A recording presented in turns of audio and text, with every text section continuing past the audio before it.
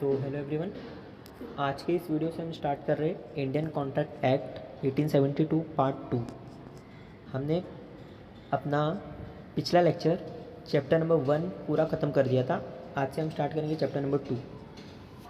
और एक इम्पॉर्टेंट बात, मैंने बहुत सारे लोग को देखा है सिर्फ वीडियो देख रहे, चैनल को सब्सक्राइब नहीं करें, तो प्लीज़ आप चैनल को सब्सक्राइब करो और अपने फ्रेंड्स ग्रुप में भी शेयर करो। तो स्टार्ट करते हैं सेकेंड चैप्टर।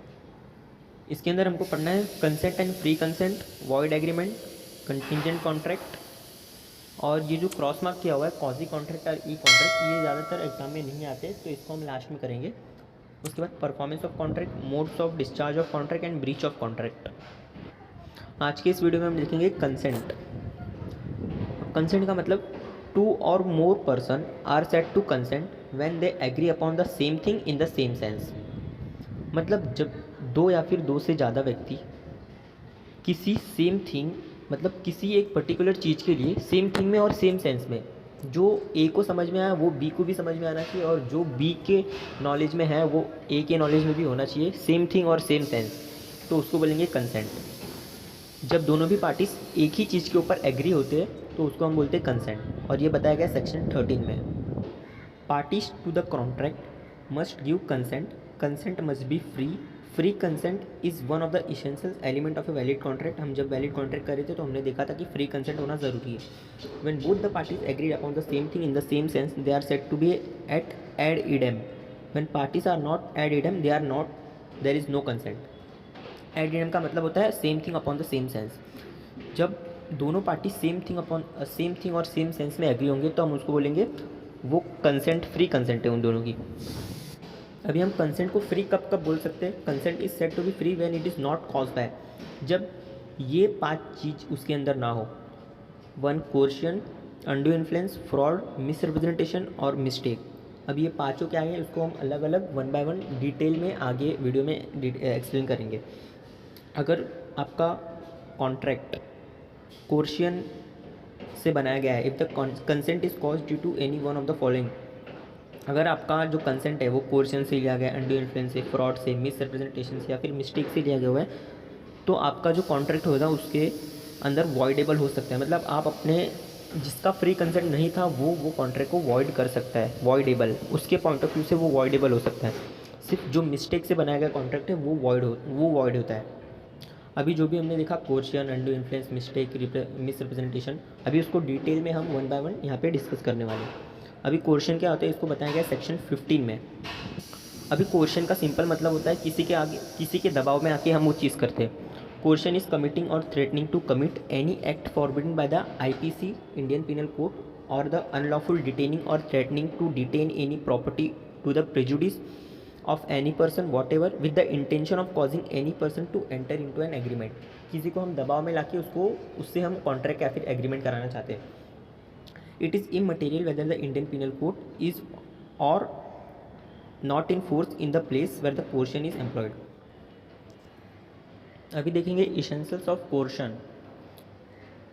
क्या क्या चीज़ को हम coercion बोल सकते हैं? Coercion may proceed from anybody, even a person who is not a party to the contract, and may be directed against even a member of his household, not necessarily the other contracting parties।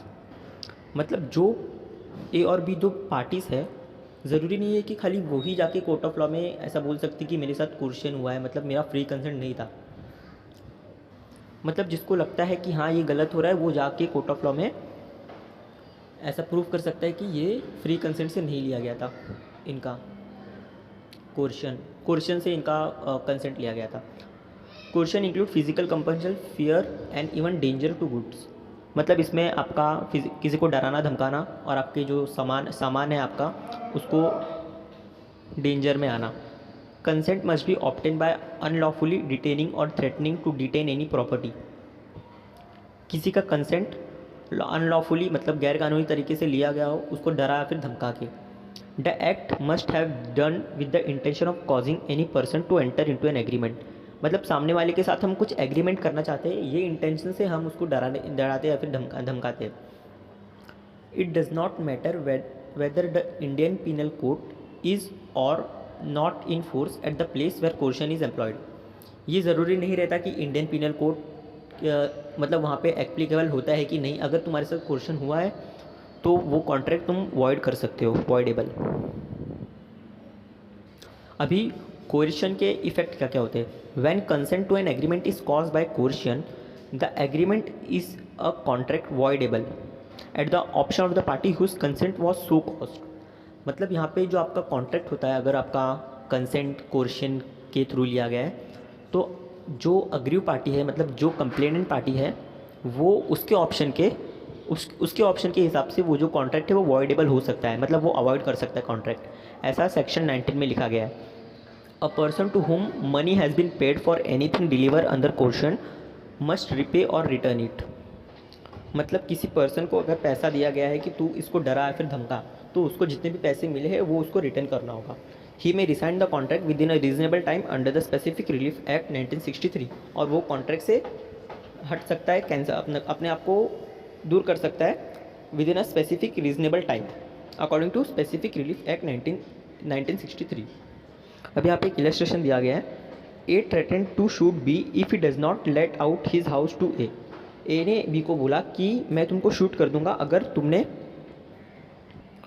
अपना घर मुझे नहीं दिया तो। अभी यहाँ पे B agrees to do so. अभी बी यहाँ पे एग्री हो गया कि ठीक है मैं तुमको अपना घर दे दूंगा। This agreement is brought about विया कोर्शन। मतलब ये एग्रीमेंट कोर्शन डरा धमका के लिया गया था। B consent to the agreement is not a free consent. अभी यहाँ पे बी की फ्री कंसेंट नहीं थी। And is caused by coercion, B can avoid the contract. और यहाँ पे बी कॉन्ट्रैक्ट को अवॉइड कर सकता है क्योंकि बी की फ्री कंसेंट नहीं थी, उसको डरा धमका के इसकी सहमति ली गई थी।